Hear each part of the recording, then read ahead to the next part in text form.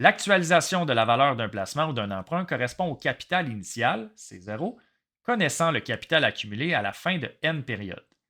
C'est l'inverse de la capitalisation.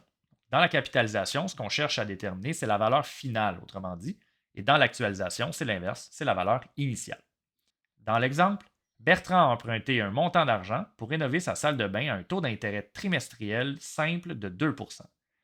Il a remboursé son emprunt 9 mois plus tard en un seul versement de 8 904 $. Détermine le montant d'argent emprunté par Bertrand.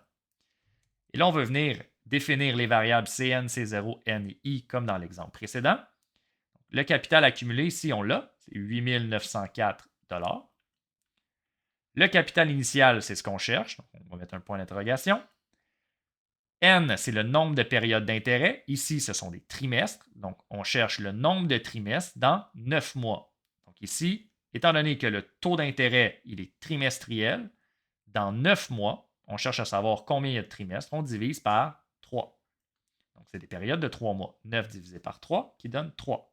On a donc 3 périodes d'intérêt dans les 9 mois.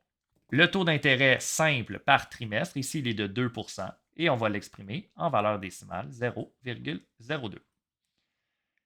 Et là, on va venir remplacer tout ça dans la formule de base. Donc, CN 8904 égale C0 qu'on n'a pas, 1 plus N qui est 3 et le pourcentage d'intérêt en valeur décimale 0,02.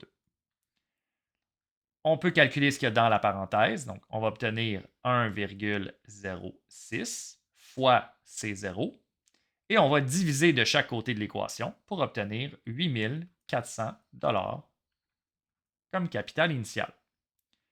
Bertrand avait donc emprunté 8 400 $ et ce sera notre réponse. Voilà, c'est ce qui termine la capsule.